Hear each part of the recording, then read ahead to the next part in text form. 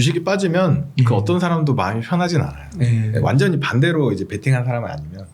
근데 요즘에 저도 그래서 가끔 그런 질문 많이 받아서 조회를 해봤는데 6월 중순까지 이제 올 초 이후에 성과들을 쭉 보니까 지금 우리나라에서 제일 핫한 ETF들 중에 하나가 TQQQ거든요. 네. 나스닥 움직임의 3배를 이제 추정하는 ETF인데 이 위로 3배인가요? 위아래 다 3배죠. 네네. 1일 변동폭의 3배를 이제 추정하는 ETF인데 굉장히 인기가 많아가지고 근데 며칠 전에 어디서 이제 여쭤보셔가지고 조회를 한번 해본 건데 이 TQQQ가 올 상반기 동안 73% 빠졌어요. 어마어마하게 많이 빠졌고요. 근데 비슷한 게 이제 SOXL이라는 게 있는데 요건 이제 필라델피아 반도체 지수의 3배 레버리지인데 요건 81%가 떨어졌죠. 그러니까 연말이나 연초에 이 ETF에 100만 원을 투자했다면 지금 한 20몇만 원밖에 안 남아있는 상황인 거죠. 와, 네. 이거 SOXL 이거 진짜 엄청나네요. 네, 신기하죠. 이 지수인데 지수가. 그러니까 근데 이 종목들이 왜 사람들한테 인기가 많았냐면 작년에 굉장히 많이 올랐어요. 작년 한 해에만 TQQQ가 120% 올랐거든요. 그러니까 이 오르는 걸 보면서 안 사기가 되게 어려워요. 네, 그래서 사게 되는데 이제 사고 나서 이제 지금처럼 빠져버리면 이제 상승분 다 반납하고 이게 너무 힘들어지는 거죠. 그래서 많은 이제 서학개미라는 말도 나오고 그랬잖아요. 그래서 많은 분들이 투자를 했는데 너무 이제 힘들어진 거죠. 근데 이제 이런 이제 미국 기술주에 대한 이제 신뢰가 이제 밑바탕에 있는 건데 보통 가격이 올라가서 샀는데 산 다음에 그 내가 산 근거를 찾기도 해요. 되게 희한하죠. 근거가 있어서 산 게 아니라 산 다음에 근거를 찾는 경우도 있고 뭐 여동생 사례도 말씀드렸지만 카카오페이 주식을 산 다음에 카카오페이를 공부해요. 관심이 가거든요. 내 돈이 들어갔기 때문에. 근데 일단 미국 기술주들의 이제 많은 사람들이 많은 자금을 넣은 이유 중에 하나가 그러니까 맹목적인 신뢰가 생긴 것 같아요. 거기서 보면 이제 심리적인 용어로 얘기를 하면 이제 최근성 편향이라고 많이 얘기하거든요. 최근성 편향이 뭐냐면 이제 과거에 일어났던 일보다는 이제 최근 단기적인 경험이 판단에 더 큰 영향을 미친다라는 그런 거거든요. 네. 이런 게 생긴 이유가 2008년 금융위기 때 하락했던 이제 많은 나라들이 하락을 했는데 이 중에서 미국 주식의 수익이 전 세계에서 엄청나게 월등합니다. 네, 그 10년 넘게 엄청나게 달려온 거예요. 그래서 사람들이 의심할 수가 없어요. 미국이 역시 1등이야. 네. 미국이 최고야. 이렇게 되는 거죠. 유럽도 막 죽어가고 있고 뭐 중국 변동성 너무 크고 우리나라는 이제 2011년부터 16년까지 이제 횡보장이었어요. 그러다가 17년에 좀 올랐다가 또 왔다 갔다 하고 있어서 미국에 대한 신뢰가 이제 엄청나게 좋아졌는데 그래서 저 같은 경우에는 이제 이 10년 단위로 제가 해서 이제 설명을 드리기도 하거든요. 그래서 2010년 이후에는 미국이 더 좋아요. 그 미국 대 신흥국 이렇게 하면. 근데 2000년대를 보면 신흥국이 이겨요. 네. 90년대를 보면 미국이 이겨요. 그것도 이유가 이제 97년 이제 외환위기 당시에 동아시아 국가들이 다 안 좋았거든요. 러시아도 안 좋았고. 그래서 이제 그때 미국이 이제 이기는 거고 그 전 10년을 보면 신흥국이 또 이겨요. 이런 식이에요. 왔다 갔다. 네. 그러니까 매번 왔다 갔다 하는 건 아니고. 그래서 앞으로의 10년 동안 미국이 이길 거라는 개런티는 전혀 없거든요. 네, 근데 지금 새로운 10년을 어쨌거나 하고 있는 건데 미국에 대해서 맹목적으로 믿는 게 맞느냐 저는 늘 이렇게 이제 생각을 하고 있어서 네. 그럼 미국이 망하냐 이렇게 질문하시는 분도 있더라고요. 그건 아니고 누가 더 잘할지 모르겠어서 반반 나눈다 이렇게 얘기를 드리는데 어쨌거나 그 이 최근성 편은 굉장히 무서워요. 그래서 그러네요. 네, 최근에 한 거 자기가 한 거에 많이 이제 기대죠. 그래서 하나 궁금한 게 네. 신흥국에는 중국도 들어가나요? 중국도 들어갑니다. 그 올 상반기에 중국이 되게 많이 오른 거 아세요? 혹시? 중국 네. 며칠 전까지만 해도 다 떨어지는데 중국만 오르더라고요. 네. 그래서 이제 원인을 찾는 건 사실은 다 사후적이잖아요. 그러니까 이 안 좋은 장에서 나 중국 3월 달부터 오를 거야. 누가 이렇게 예측하는 사람 한 명도 못 봤어요.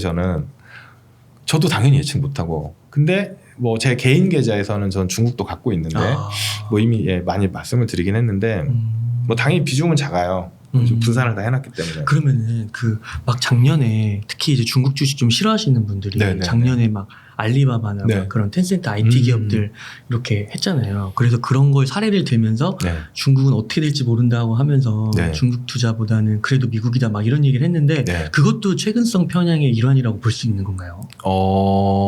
최근성 편향보다는 이제 분석이 그냥 제가 감히 그 분석을 뭐라고 할 수는 없지만 네, 최근성 편향과 약간 오류가 아닐까라는 생각이 들어요. 그러니까 이게 재밌는 게 뭐냐면 이제 노벨상을 받은 이제 뭐 경제학자가 그런 얘기를 했는데 경기는 주가가 아니다 이런 얘기를 했거든요. 경기가 좋고 나쁜 거랑 주가랑 사실은 좀 달라요. 네. 그래서 그러니까 중국의 경기나 중국의 경제 상황은 되게 안 좋았죠. 헝다 사태 일어나고 마윈 잡혀가고 막 이러면서 네. 이게 나라냐 진짜. 예. 이 기업인들이 기업을 할 수 있냐라고 했는데 그래서 뭐 주가 빠진 것도 그걸로 설명하기도 하고 뭐 선우가 어떻게 됐든 근데 일단은 굉장히 많이 반등을 했어요. 많이 올랐는데 그러면 중국이 바뀌었냐? 하나도 안 바뀌었잖아. 그러네요. 물론 뭐 요즘에 또 뭐 완화를 한다 뭐 어쩐다 하는데 그게 이제 항상 시장에 10가지 이유가 다 있거든요. 빠지는 이유 5가지 있고 오르는 5가지 있는데 이제 오르면 이쪽 거를 가져다 설명하고 빠지면 또 이쪽 걸 가져다 설명하는 그런 부분들이 있어서 그래서 미국 기업들이 좋다고 많이들 이제 얘기를 해요. 근 몇 년 동안 근 몇 년 동안 계속 그런 얘기를 해왔는데 올해 들어서 뭐 넷플릭스 뭐 70% 80% 빠졌거든요. 주가가. 메타도 엄청 빠졌죠. 네네네. 메타도 엄청 많이 빠지고 뭐 구글, 아마존 뭐 안 빠진 데가 없어요. 그럼 그 기업은 나쁜 기업이냐? 네, 그런 거잖아요. 그러니까 그 기업의 주가가 좋을 때는 이제 그 기업의 어떤 혁신적인 경영 사례 같은 책들이 계속 나와요. 네. 그러면 그 기업은 이제 혁신적이지 않아졌나? 아니잖아요. 네, 그렇잖아요. 불과 몇 달 사이에 그 기업 이상해졌나? 뭐 CEO가 뭐 미친 거가 아니라면 네. 경영 문화라는 게 한 방에 바뀌진 않잖아요. 그러니까 이제 그런 분석이 약간 오류라고 저는 보거든요. 네, 그러니까 그 회사가 좋은 회사라 하더라도 주가가 얼마가 적정하냐에 대한 근거는 아니지 않을까. 네. 왜냐면 실제로 이제 많은 전문가들이 이제 미국의 이제 테크 기업들에 대한 이제 버블 가능성에 대해서 얘기를 했어요. 가격이 너무 비싸다, 너무 많이 올랐다라고 했을 때 이제 아무도 이제 적정 주가가 얼마다라고 이제 주장할 수 없으니까. 어떤 사람들의 분석에 따르면 이만큼이 버블이다라고 얘기를 하는 거고 어떤 사람은 이게 적정 가치다라고 얘기하는 거고 그러니까 이제 미국에 투자해야 된다 미국 뭐 테크주에 투자해야 된다 뭐 이런 얘기를 했는데 지금 주가가 빠지고 나서 보면 지금이 적정 주가인가 뭐 이런 것들이 고민이 되는 거죠. 예, 그래서 분석이 보통은 이제 약간 그 꿈과 희망과 시나리오와 여러 가지 것들이 같이 들어가기 때문에 네. 그래서 저는 잘 못해요. 그래서 반반으로 네네네. 그렇게 하시는 거군요. 자산 배분하시고. 네네네. 그러면은 이런 것도 이런 주장도 많이 하시는 것 같아요. 그 중국이 아니고 이제 미국으로 바꿔서 하면 미국이 그 앞으로 도래할 세계는 4차 산업혁명인데 시대인데 거기에 대표적인 그 기업들 핵심이 될 기업들은 다 미국에 있지 않냐. 그러니까 결국은 미국이다. 네. 이런 것도 사실 어떻게 보면은 물론 뭐 일리는 어느 정도는 있는 말이지만 막 그게 100% 진리다 이렇게는 받아들이기가 어려운 부분이 있다. 네네네. 그러니까 그 논제의 결정적인 단점이 뭐냐면 10년 전에도 미국의 기술력은 전 세계 1위였고 20년 전에도 1위였고 그러네요. 30년 전에도 그러네요. 진짜. 그러니까 닷컴 버블 그러니까 지나고 나서 버블이지만 인터넷 혁명이 일어난 곳이 미국이죠. 그러네요. 실리콘밸리 똑같아요. 예. 그때 나왔던 엄청난 혁신적인 기업들 이제 그때는 이제 닷컴이라고 했고 닷컴 단넷 기업들이었고 지금은 그냥 빅테크라고 하죠. 그러니까 4차 산업혁명이라는 거는 실체가 없는 말이잖아요. 그냥 만들어낸 마케팅 용어라고 저는 생각하고 산업혁명은 다 지나고 나서 그걸 이제 후대에서 이제 산업혁명이다라고 표현하는 거지. 증기기관을 만들면서 그게 몇 천지는 절 기억이 안 나지만 뭐 이게 2차 산업혁명이야라고 하고 만들지 않았잖아요. 음. 예, 그냥 단지 기술의 어떤 변화를 보고 아. 만들어낸 용어인 것 뿐이고 미국의 기술력은 뭐 30년 전에도 계속 세계 최고였고 세계에서 제일 똑똑한 애들이 이렇게 미국 계속 오고 있고 똑같아요. 변한 게 하나도 없어요. 제가 보기엔. 그렇구나. 예. 그리고 앞으로 10년 후에도 미국 기술력이 제일 좋을 것 같아요. 자, 그렇다면 미국의 2000년 초반부터 2010년까지 미국의 주가는 어떻게 설명할 거냐 이런 거죠. 그러네요. 예. 그때는 신흥국보다 안 좋았는데 그럼 신흥국이 기술력이 좋아서 더 주가가 좋았나? 아니잖아요. 예, 그런 것들이 그러니까 지금 놓고 보면 맞는 말 같은데 좀 그러네요. 네, 논리에 한계가 있는 논리들인 것 같아요. 비슷한 얘기의 반대쪽 얘기가 뭐냐면 시장이 이제 한 6개월째 계속 하락하니까 네. 뭐 한국, 미국 뭐 할 것 없이 전 세계적으로 하락을 많이 하고 있잖아요. 물론 말씀하신 것처럼 중국이나 뭐 인도네시아, 인도 같은 나라들은 오히려 올리기도 했어요. 근데 뭐 그거는 이제 빼고 그러면 지금 이제 역사상 최악의 하락장이다. 뭐 이런 얘기들도 있고 뭐 20년 만에 하락장이다. 물가는 40년 만에 최고. 이건 팩트니까. 물가는 팩트니까. 물가는 팩트예요. 그래서 실제로 40년 만에 최고의 물가를 찍고 있는데 그러면 역사상 뭐 최고의 하락장이다. 뭐 대공황급이다. 이런 얘기들을 하는데 사실은 그거는 지나봐야 아는 거거든요. 그리고 지금 이제 굉장히 많이 이제 주가 하락 때문에 고통스러워하고 계신데 지수로 보면 연초 대비 20-30%밖에 안 빠졌어요. 네. 네. 코로나 때도 한 달 만에 코로나 때는 진짜 한 달 만에 30몇 %씩 빠졌거든요. 지수 자체가. 근데 지금은 한 6개월 동안 쭉 빠지니까 사람들이 너무 힘든 거예요. 아, 너무 오래되니까. 예. 그래서 리스크를 이제 체크를 할 때 이제 뭐 변동성이라는 것도 보지만 보통 MDD라고 얼마나 많이 빠졌냐를 많이 보거든요. 그러면 MDD로 치면 코로나 때나 지금이랑 비슷해요. 그래요. 근데 중요한 게 뭐냐면 그 요 기간도 되게 중요하거든요. 이게 전고점 때 빠지기 시작하는 요 기간을 이제 보통 언더워터 피리어드라고 해요. 수면 아래에 있는 기간. 네. 수면 아래 20m를 들어가면 정말 무섭거든요. 네, 공포스럽고 답답하고. 근데 바로 올라오면 그나마 좀 괜찮죠. 20m는 너무 무리였네요. 일반인 못 들어가니까. 네, 한 1m 정도만 할게요. 수영장 바닥에 이렇게 딱 누군가 눌러놓고 있으면 무섭잖아요. 근데 수영장 물 밑에 10cm만 얼굴을 담궈도 이게 시간이 길어지면 엄청 무섭거든요. 네. 엄청 스트레스 받거든요. 근데 지금은 빠지기도 많이 빠졌고 길어지기도 했고 그러면 이제 이게 계속 가면 어떡하나. 굉장히 공포스럽죠. 그런 상황인데 제가 보기에는 이제 2008년에 지수가 반토막 났었고요. 그럼 아직 반토막 안 나거든요. 이게 반토막 난다는 예언 그런 게 아니고 반토막 날 수도 있다는 거죠. 네. 네, 그리고 2000년 IT 버블 때는 이제 대형주 지수 반토막 났고 나스닥 지수는 마이너스 80%, 70%뭐 이렇게 났어요. 코스닥도 마찬가지. 코스닥 90% 이상 빠졌었고. 그러면 지금이 이제 테크주의 버블이 맞다면 버블이 맞죠? 왜냐하면 S&P 500의 시가총액 상위를 다 가져갔잖아요. 그러니까 당연히 테크주들이 가져간 거니까 테크주 버블이 맞을 수 있는데 그 버블이 만약에 꺼지는 거라면 더 빠질 수도 있는 거죠. 더 빠지면 어떻게 할 거야? 가 더 중요한 거거든요. 네. 그래서 이렇게 이제 하락장이 나타날 수 있다는 거를 당연히 작년에도 이제 인지를 하고 있어야 되는데 보통 오를 때는 그 생각을 안 해요. 그 또 하락장이 시작되면 반등할 거라는 생각을 못 해요. 네, 그냥 불과 2년 전만 봐도 코로나 때 그렇게 푹 빠지고 반등했는데 이제 잊어버린 거예요. 다 잊어버렸어요. 네. 먼 기억은 이제 영향을 덜 미치기 때문에. 근데 이제 이게 뭐냐면 지금처럼 이게 하락해서 스트레스 받는 건 내가 가지고 있는 주식이 이제 평가절하된 거고, 근데 다르게 얘기하면 이거 되게 싼 거잖아요. 네. 세상에 누구도 부정할 수 없는 투자 원칙은 싸게 사서 비싸게 팔아라. 싸게 살 수 있는 절호의 기회니까 너무 좋은 거거든요, 사실은. 근데 사람들 여기서 뭘 고민하냐면 더 빠지면 어떡하지? 네. 그럼 더 오르면 어떡할 거야? 그잖아요. 그렇죠. 지금 안 사가지고 더 오르면 어떡할 거야? 그 두 가지 확률은 항상 같이 가는 거니까. 그러면 기본적으로 예를 들어 지수라고 치면 한 2,000 정도였는데 1,000이면 오 반토막이네. 50% 할인 중이잖아요. 네, 바겐세일. 그렇죠. 예, 바겐세일 기간인데 왜 안 사요? 사야죠. 비쌀 때 샀는데 왜 쌀 때는 안 사? 예, 쌀 때 사서 비싸지면 팔고 쌀 때 사서 비싸지면 팔고 해야 되는데 희한하게 주식시장에서는 그 반대가 되게 많아요. 예, 반대가 많아가지고 약간 네.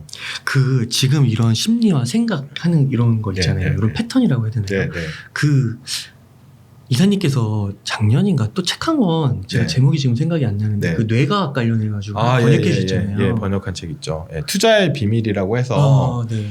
그 제이슨 치바이크라는 맞아요, 분이 맞아요. 이제 쓴 책인데 그분이 이제 현명한 투자자 사판에 해제 쓰신 분인데 이제 심리와 그 뇌의 움직임을 가지고 투자에서의 어떤 의사결정이 어떻게 일어나는지 이렇게 쓴 책이었죠. 네. 그러니까 이 부분이 네. 이게 거기서 말하는 훈련이 되더라도 극복할 수 없는 그런 건가요? 그렇죠. 아, 네, 훈련이 돼도 극복하기가 어려운 이유가 뭐냐면 좀 과하게 표현해서 제가 이제 유전자나 뇌과학의 그 전문가는 아닙니다. 그냥 책을 좀 많이 읽었고 그 번역 진짜 어렵던데 책 내용 다 번역하셨잖아요. 관심 있는데 유전적인 거를 극복할 수는 없잖아요, 사람이. 네, 그게 유전적 반응이라고 저는 보거든요. 그러니까 최근성 편향이라거나 아니면 이제 손실의 비편향이라거나 기준점 효과 이런 것들이 다 그 유전적인 영향이라고 봐요. 그래서 그게 민족이나 지역과 상관없이 똑같이 나타나거든요. 한국 사람은 그런 게 아니에요. 한국 사람만 뭐 냄비 근성 있어서 그런 게 전혀 아니고요. 미국 똑같아요. 중국, 일본, 유럽 다 똑같아요. 그래서 우리나라 이제 뭐 동학 개미운동 뭐 한다고 뭐 이렇게 할 때 미국의 로빈 후드들이 있었고요. 네. 똑같아요. 유럽에도 있었고 중국에도 있었고 다 단타치고 똑같습니다. 그래서 뭐 한국 사람만의 뭐 이렇게 뭐 문제점은 아니고 인류 공통의 특징이에요. 근데 이게 되게 재밌는 게 뭐냐면 금융의 역사를 보통 500년이라고 하거든요. 네. 500년 내내 이랬어요. 되게 재밌죠. 그러니까 옛날에 스마트폰이 없었는데 어떻게 사람들이 그랬지? 스마트폰이 없어도 다 했어요. 심지어 옛날에 이제 카페라는 곳이 있었대요. 처음에 주식 거래를 그 카페에서 했대요. 그러면 거기를 왔다가 얘기를 들은 신발 닦기 아이가 주식을 사고 네, 그런 식으로도 한 거죠. 그러니까 지금보다 그 속도는 느렸을지 모르지만 그래 실제로 주식 보유 기간이 평균 보유 기간이 옛날에 굉장히 길어요. 긴 게 뭐냐면 그때 사람들이 더 현명해서가 아니라 매매하기 어려워서 네. 주식 객장에 가서 사고 팔아야 되고 뭐 이런 것도 굉장히 불편했기 때문에 그런 거고 지금 그래서 이제 매매 보유 기간 굉장히 짧아졌는데 사람은 동일하다는 거죠. 왜냐하면 금융시장이 불과 500년이고 우리나라 인류의 그 역사는 수십만 년이잖아요. 그러니까 500년 동안 유전자가 바뀌어봐야 이 동안 쌓여 있는 게를 바꾸기에는 한계가 있다는 거죠. 그리고 이제 유전적인 어떤 반응들, 그래서 뇌를 탐색하거나 심리를 측정할 때 이제 나오는 공통적인 반응들이 굉장히 비슷하다는 점, 그리고 바뀌지 않는다는 점. 네. 그래서 거기에서 많이 배워야 하고, 사실은 극복하기 어렵기 때문에 극복하기 위한 장치들을 좀 해둘 필요가 있어요. 네. 그런 걸 이제 행동 장치라고 표현을 하거든요. 아, 그게 이제 말씀하시는 네네네. 제가 만든 말은 아니고 독일의 학자가 쓴 책에서 쓴 말을 이제 제가 인용해서 쓰는데. 이제 행동장치라는 거는 이제 그 그리스 로마 신화에 나온 얘기를 인용하면서 그 책에서 설명했는데 오디세우스가 이제 항해 중에 세이렌 섬을 지나게 되는데 세이렌 요정들의 아름다운 음악을 들으면 배를 그쪽으로 몰다가 침몰해서 죽게 되는 건데 어떤 이제 여신한테 이제 조언을 받아가지고 그럼 큰일 난다라는 얘기를 듣고 이제 자기의 몸을 돛대에 묶게 해요. 그리고 선원들의 귀를 다 막게 해요. 밀랍으로 막게 한 다음에 그 해안을 지나가죠. 자기 아름다운 노래를 들었는데 선원들한테 몸을 풀고 저쪽으로 배를 돌려라고 얘기하는데 아무도 못 듣는 거예요. 그래서 안전하게 이제 곳을 지나갔다라는 얘기 때문에 이제 그런 이제 사례를 많이 드는데 그래서 행동장치는 오디세우스가 만든 행동장치는 몸을 묶는 거였죠. 그래서 투자자한테 필요한 행동장치 중에 하나가 뭐냐면 연금하고 아파트입니다. 되게 반전스럽긴 하지만 왜냐하면 기본적으로 장기 투자를 해야 돼요. 그리고 장기 투자보다 더 중요한 건 저축을 해야 돼요. 근데 저축하는 게 생각보다 어렵거든요. 그리고 한 달 뭐 10만 원씩 저축하고 이게 문제가 아니라 강제 저축을 해야 되는데 강제 저축하는 방법 중에 하나가 대출 받아서 아파트를 사는 겁니다. 근데 뭐 빚내서 영끌하라 이런 뜻이 아니고요. 자기 거주, 그러니까 거주 목적의 집 한 채, 꼭 아파트는 아니어도 되죠, 당연히. 거주 목적의 집을 사요. 대출을 받고. 뭐 강남에 사야 되는 건 아니잖아요, 모두 사람이. 네, 그래서 적정한 수준에 사서 뭐 퇴직할 때까지 계속 빚을 갚는 거예요. 요즘에 이제 담보대출, 주택담보대출에 이제 그 기한도 많이 늘어났으니까 그러면 대부분의 사람이 그 대출 원리금 나갈 것까지 돈을 쓰진 않거든요. 그리고 월급이 들어오면 그게 빡 빠져나가요. 그게 먼저 빡 빠져나가기 때문에 이제 남은 거 가지고 살아요. 네. 강제저축 효과가 있거든요. 이게 이자로 나가는 것보다 강제저축 효과가 더 커요. 그리고 이제 또 하나가 이제 연금이죠, 연금. 네, 연금인데 연금도 비슷해요. 세액공제 받으셔야 되니까 연금 넣으셔야죠. 당연히 넣으셔야죠. 그러니까 700 연금 넣어가지고 세액공제 110만 원 돌려주거든요. 엄청 좋은 게임이에요. 넣어놓고 사실은 이걸로 투자를 안 굴리셔도 돼요. 일단 100만 원 받았잖아요. 세액공제로. 15%. 네, 버리는 돈인데 그걸 받았기 때문에 115만 원 받았으면 그걸로 이미 훌륭한 거거든요. 근데 이거를 찾으면 페널티가 더 비싸요. 그래서 안 찾아요. 그럼 그 노후에 연금으로 받으면 되거든요. 네. 엄청 좋은 행동 장치거든요. 일단 그렇게 묶어놓고, 그러니까 집 같은 경우에는 이제 어차피 30년, 20년, 30년 이상 보는 거잖아요. 그 정도 시간이면 가격이 올라요. 네.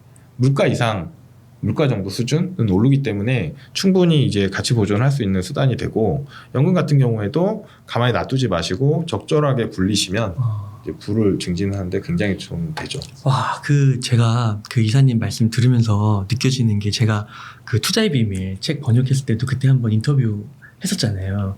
근데 그때 지금 비슷한 맥락 이야기를 하셨던 것 같은데 그땐 상승장이었고 지금은 하락장이라서 그런가 이게 느낌이 완전 다른데요. 그러니까 그때는 무슨 연금이야, 막 약간 극단적으로 말하면 무슨 연금이야, 뭐 아파트야, 지금 다 주식 몰빵해야지, 막 이런 거였는데 뭐 티켓큐 사야지 막 이랬는데 근데 지금은 내가 그때 이거를 무조건 강제로 넣어놓고 했어야 되는데 이런 생각이 드네요. 막. 네. 참. 그래서 이제 아는 것보다 실천하는 게 훨씬 어렵다고. 제가 되게 좋아하는 작가 중에 제가 이제 번역한 책 중에 하나가 이제 현명한 자산 배분 투자자라는 책이 있는데 그 책 작가가 이제 윌리엄 번스타인이라고 원래 의사를 하다가 의사 맞아요, 의사. 네, 투자 전문가로 갔어요. 네. 그래서 뭐 미국에서 이제 활동하시고 책도 많이 쓰셨는데 이제 그분 되게 좋아하거든요. 그것도 번역하셨잖아요. 네네네. 그분이 뭐라고 했냐면 다이어트랑 투자랑 똑같다고 해요. 네, 너무 심플하다는 거예요. 다이어트는 적게 먹고 많이 움직이면 돼요. 예. 투자는 절약한 돈을 적절하게 분산해 놓으면 되는 거거든요. 사실은 게임 끝나요. 그래, 예, 그분도 좀 배가 좀 나오셨어요. 저도 배가 나왔지만 그분이 저나 이제 공통적으로 얘기하는 게 투자가 다이어트보다 훨씬 쉬워요. 네, 투자가 다이어트. 저도 그렇고 그분 영상 이제 보시면 배 뚱뚱하고 이게 볼이 빨개요. 약간 술 좋아하시는 것 같은데. 근데 이제 다이어트 생각보다 쉽지가 않은데 투자는 훨씬 심플하거든요. 그래서 이제 많은 분들이 다이어트 실패하듯이 투자에도 계속 실패를 하시는데 이제 옳은 방법을 찾아서 이제 하시면 그렇게 어렵지 않지 않나. 이사님, 그러면은 지금 같은 시기에 조금 아까도 말씀해 주셨잖아요. 싸면은 사실은 그게 할인 기간이고 살 수도 있다. 네. 그러면은 어떻게 그 이사님이 보실 때는 지금 ETF를 조금 매수해도 괜찮을까요? 네. 이제 지금 같은 시기에 이제 현금을 보유하려고 하는 방법도 있어요. 네. 하는 방법도 있는데 이제 한 가지 알고 계셔야 되는 거는 이제 그냥 은행에 예금하시는 거는 실질 금리가 마이너스가 지금 굉장히 커요. 물가가 많이 올랐기 때문에. 그래서 예금으로 내 돈의 가치를 보유하는 건 거의 불가능한 시기고요. 그래서 적절히 투자를 하는 게 맞다라고 보고요. 그리고 지금 너무 싸기 때문에 시장이 너무 싸기 때문에 들어가기 좋아요. 근데 들어가실 때 항상 한 가지 자산만 가지고 가면 더 쌀 때 들어가야 되고 뭐 이런 고민들이 있거든요. 그래서 그런 이제 매매 타이밍에 대한 고민을 줄여주는 방법 중에 하나가 이제 자산 배분 투자인데 자산 배분 투자는 움직임이 다른 자산에 나눠서 그냥 들어가는 거예요. 뭐 주식, 뭐 국채, 달러, 원자재. 골드 뭐 이런 거 원자재 이런 것들에 대해서 적절히 나눠서 들어가시면 되는데 이제 들어가실 때 항상 생각해야 되는 게 뭐냐면 아니 주식이 더 빠지면 어떡하지? 혹은 이제 달러 너무 지금 비싼데 뭐 지금 1290원 뭐 이러니까 달러 빠지면 어떡하지? 이렇게 고민하지 마시고 이 포트폴리오의 장기적인 우상향을 생각하셔야 돼요. 하나하나 이제 생각하시면 어차피 답도 없는데 올바른 판단을 하기가 어렵거든요. 그래서 자산을 적절히 분산하시고 거기에 이제 투자금을 넣으시면 이제 넣으시고 나서 만약에 주식이 더 빠지면 어떡하냐? 진짜 심플합니다. 주식이 빠지면 이런 달러나 근데 현금도 있으니까 현금성 자산도 있으니까 현금성 자산은 어차피 안 빠지잖아요. 현금이니까 네. 뭐 달러가 더 올라갈 수도 있고 금이 올라갈 수도 있고 올라간 자산을 일부 팔아서 달러 주식을 더 사면 돼요. 근데 만약에 주식이 반등할 수도 있잖아요. 주식이 반등하고 달러가 빠질 수 있죠. 보통 이제 주식이랑 달러랑 반대로 움직이니까 그럼 주식이 반등하면 원래 했던 비중보다 많이 오르면 그걸 일부 팔아서 또 싸진 걸 또 사요. 요렇게 이제 매매를 해나가는 거예요. 요런 거 이제 리밸런싱이라고 하고 근데 균형을 계속 맞춰주는 거죠. 그럼 리밸런싱을 통해서 저가 매수가 계속 일어나고 고가 매도가 계속 일어나요. 반복으로. 저가 매수, 고가 매도를 반복적으로 수행을 하면서 이제 리밸런싱 보너스가 생기는 거죠. 네. 그런 식으로 투자해 보시는 것도 저는 추천합니다. 그럼 예를 들어 주식, 채권, 뭐 원자재, 뭐 금, 현금 뭐 이런 25 이거 비율 이런 식으로 그냥 해가지고 그러니까 비율은 어떻게 나누느냐 이제 뭐 책에 이미 자세한 내용은 언급해서 책을 참고하시면 되고 거기 비율을 어떻게 나누느냐에 대해서도 굉장히 질문 많이 하세요. 주식을 좀 더 넣으면 어때요? 덜 넣으면 어때요? 이렇게 하시는데 굉장히 많은 연기금에서 수만 명의 사람들이 그런 걸 고민을 해요. 근데 이제 제가 공부한 바로는 제가 분석해본 바로는 정답이 없더라. 그래서 탑다운으로 접근을 해요. 예를 들어 위험자산판, 안전자산판. 그 위험자산에서 미국 주식, 한국 주식, 골드 뭐 3분의 1씩 이런 식으로 담아 들어가는 거죠. 예를 들어서 미국 주식, 이 책에는 미국 주식만 썼는데 나는 미국 주식 S&P 500이랑 나스닥도 하고 싶은데 그 미국 주식을 또 반 쪼개시면 돼요. 네, 그 안에서 이런 식으로 이제 접근하실 수 있거든요. 그럼 이사님 저 그 한 가지 자산 배분 가운데 또 요즘에 좀 많이 부각되는 게 암호자산 있잖아요. 암호화폐. 네. 그건 좀 어떻게 생각하세요? 그걸 편입시키는 거? 네. 저도 지금 박사 과정을 하고 있거든요. 그래서 저희 교수님이 관심이 있으시더라고요. 그래서 이제 논문 리서치를 요청하셔가지고 이제 같이 공부를 좀 해봤는데, 이제 연기금은 다 자산 배분을 해요. 규모도 너무 크고 장기적으로 안정적이면서 수익률이 나쁘면 안 돼요. 그래서 연기금은 다 자산 배분하는데 연기금에서 이제 암호화폐를 이제 포트폴리오에 뭐 작은 영역이라도 이제 하는 것들에 대해서 검토를 하고 막 이런 게 있어요. 근데 저도 이제 암호화폐를 조금 섞었을 때 어떤 효과가 있을까를 이제 분석을 해봤고 하고 있는데 연구를 하고 있는데 예를 들어서 이제 비트코인을 비트코인. 디지털 금이다 이런 얘기 있잖아요. 그런 얘기 있거든요. 디지털 금이다 이거. 금도 생산이 한정돼 있고 비트코인도 생산이 한정돼 있고 뭐 이런 여러 가지. 그래서 워낙 나온 지 오래됐고 가장 많은 사람들이 이제 쓰는 이제 화폐가 비트코인이니까 약간 디지털 금이다 이런 얘기가 있는데 그런 관점에서 접근해 보면 기존의 자산 배분에서 금 비중을 반반 쪼개는 거예요. 금이랑 비트코인이랑. 네. 아까 주식도 한국으로 쪼개듯이 미국에서 또 나스닥 S&P로 쪼개듯이. 그래서 자산 배분 투자자 관점이나 그 이제 포트폴리오를 관리하는 사람 관점에서는 이 암호화폐가 상승에 베팅하거나 하락에 베팅하는 게 아니라 포트폴리오에 있는 다른 자산들이랑 움직임이 다르면 도움이 되겠네 인 거예요. 근데 그런 관점에서 제가 여러 가지 논문을 보고 끝에서 돌려봤죠. 성과가 좋아요. 그래요? 왜냐면 암호화폐 수익이 너무 좋았으니까. 그래서 그것도 나눠서 이제 분석을 해봤어요. 암호화폐가 올라갈 때, 빠질 때 구간을 나눠서. 그럼 이제 결과들이 조금씩 달라지거든요. 그러면 이제 이거를 자 진짜 포트폴리오에 넣을지 말지 의사결정은 좀 더 분석을 해야 되는 거고 그 연구를 지금 하고 있고요. 그래서 뭐 결론적으로 아주 심플하게 이제 저는 일단 반대합니다. 그러세요? 예. 왜냐하면 암호화폐 제가 생각하는 가장 큰 위험은 뭐냐면 없어질 수 있다는 거예요. 네. 0으로. 네. 네. 왜냐하면 2000년에 이 인터넷 시대가 왔을 때 굉장히 많은 회사들이 나왔지만 없어진 회사가 더 많거든요. 살아남은 극소수의 회사가 지금 이제 업계를 호령하고 있죠. 예. 업계를 호령하고 있고 그때 최고의 회사들이었지만 지금은 이제 없어진 회사 더 많죠. 뭐 네스케이프 없어졌고 근데 야후가 넘버 원이었어요. 근데 지금 야후 명맥만 유지하는 수준. 라이코스 뭐 이런. 네네 그렇죠 그렇죠. 네, 라이코스 이런 거 있었는데 10만이 뭐 네.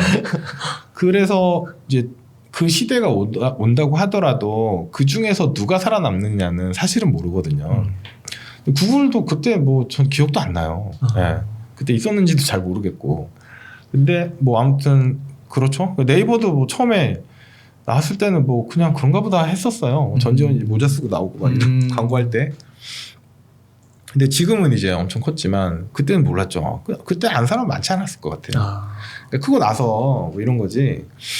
그런 관점에서 보면 이제 암호화폐가 어떤 이제 실물 시장까지도 이제 같이 연계되는 그런 것들이 생길 수 있죠. 저는 이제 블록체인 기술에 대해서는 이제 책을 좀 봤는데 그건 부정하지 않아요.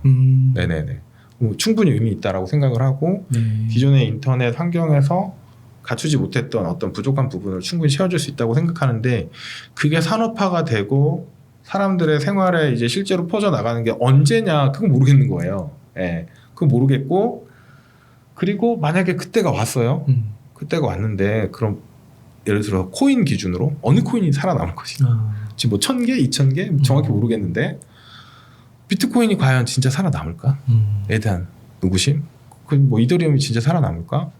아니 도지코인이 뭐 시총이 뭐 10위 안에 든 것 같더라고요. 네. 도지코인 만든 사람도 이거 그냥 재미로 장난으로 했다고 하는데 돈은 이미 엄청 들어가 있는 거잖아요. 그러면 이제 그런 부분이 하나 있고 살아남을 수 있느냐. 두 번째는 지금의 가격 수준보다 높아질 수 있느냐. 네. 그 만약에 지금 굉장히 버블이 있다면 비트코인이 살아남더라도 굉장히 낮은 가격 수준에서 살아남을 수 있는 거거든요. 그럼 지금 투자해야 되느냐에 대해서 되게 어려운 질문들이 너무 많이 있는데 요게 제가 답이 없어서 저는 안 하고 있어요. 그래서 제가 안 하는데 추천드리기 어렵죠. 약간 그런 거예요. 비빔밥을 먹는데 어디서 거기 북아프리카 어디에서 새로운 식재료가 나왔어요. 퓨전이 되느냐. 네, 그 유럽 사람들이 그걸 되게 좋아한대요. 뭐 이상한 벌레 뭐 뇌를 이용해서 만든. 저도 공부를 했어요. 이야, 그거 신기하다. 신기한데 내가 먹기에는 좀 예, 그런 거예요. 딱 지금. 그 곤충 그런 것도 있잖아요. 네네네네. 근데 내가 먹기에는 아직 잘 모르겠다. 약간 이 정도 수준이라서. 네, 그럼 좀 잘 모르는 건 좀 조심할 필요 있는 것 같아요. 그렇게도 생각해 볼 수 있을 것 같아요. 그 만약에 그러면은 진짜 한다고 하면 그냥 조금 시험 삼아 하거나 아니면은 요즘 막 규제 이런 것도 많이 나오더라고요. 그래서 그런 게 좀 되고 좀 어느 정도 물론 수익률이 좀 낮긴 하겠지만 일단락이 좀 된 다음에 그 다음에 만약에 하고 싶으면 해야죠. 하고 싶으면 어떻게 하냐면 예전에 그 일론 머스크가 이제 그 코인에 투자하고 자기네 차를 코인으로 결제해주겠다고 이런 얘기 했었거든요. 그래서 사람 되게 많이 질문해가지고 자료를 좀 찾아봤는데 그 회사가 테슬라가 가지고 있는 시가총액의 0.0몇 퍼센트? 네네네네. 그거만 샀더라고요. 그래서 그냥 뭐 몇천억 달러 샀다고 돼 있는데 그 시가총액 비하면 1%도 안 돼요. 예를 들어서 영상 보시는 분 중에 그래도 지금 코인 너무 떨어져가지고 이제 반등할 것 같은데 나 들어갈래 이렇게 하시면 가지고 있는 자산의 1%만 하세요. 맞네요. 그래서 100억이 있으시면 1억 그냥 탁 한 10개 코인 나눠서 넣으시고 아니면 근데 뭐 내가 딱 투자용 자산이 1억 있다. 그럼 1000만 원 딱 떼가지고 1억이면 100만 원이죠. 네, 1억 있으면 이제 1%가 100만 원이니까 100만 원만 딱 떼가지고 리밸런싱 이런 거 전혀 하지 마시고 예, 뭐 한 1, 2년, 2, 3년 동안 아니 왜냐면 코인의 그 엄청난 상승이면 100만 원이 몇 억 가는 거 금방이잖아요. 예. 그렇죠. 그리고 버려도 되잖아요, 100만 원. 예. 1억이나 있으시니까 다른 자산 배분 투자로 1%는 충분히 벌거든요. 그러니까 딱 100만 원 정도만 해서 사고 싶은 거 다 사서 뿌려 놓으시고 이제 뭐 해보시는 거 저는 나쁘지 않다고 생각해요. 네. 근데 이제 항상 투자를 하실 때 재기할 수 있어야 되거든요. 다시 시도하고 다시 시도하고. 잃어도. 네. 그래서 보통 이제 이런 거 코어 세틀라이트 전략으로도 많이 접근하는데 핵심 자산은 좀 제 입장에서는 자산 배분 같이 안전한 투자를 하고 거기서 뭐 3%든 5%든 7%든 수익이 나올 수 있잖아요. 그러면 이런 이제 코인 투자 같은 거는 예를 들어서 3%만 하는 거예요. 3%만. 여기 3% 수익이 나온다고 좀 확실하면. 그러면 이걸 다 잃더라도 3%가 나오면 다시 원금은 회복되잖아요. 그런 식으로 해서 좀 이제 시장에서 오래 좀 경험하고 공부하고 할 수 있는 기회들을 만들어 나가야 되니까 몰빵만 안 하셔도 네. 네. 이사님 오늘 그 정말 이 하락장에서 이 자산 배분과 ETF를 들으니까 정말 더 마음에 와닿고 정말 내가 어느 포인트에서 잘못을 했는지 그래서 어느 포인트에서 내가 잘못을 했기 때문에 힘들어하는지를 조금 자기 반성을 하면서 듣게 되는 것 같습니다. 혹시 다음에 또 좀 시간이 되신다면 한 번 더 출연해 주셔가지고 네. 한 번 또 이렇게 좋은 시간 마련해 주시면 감사할 것 같습니다. 네. 네. 그러면 오늘 이사님 인터뷰 한 요 정도에서 마무리해도 괜찮으실까요? 네. 네. 이렇게 해서 ETF 처음 공부의 김성일 이사님을 모시고 이야기를 나눠봤습니다. 긴 시간 동안 유익한 인사이트 많이 나눠주셔서 감사의 말씀 드립니다. 오늘 고생 많으셨습니다. 네, 감사합니다.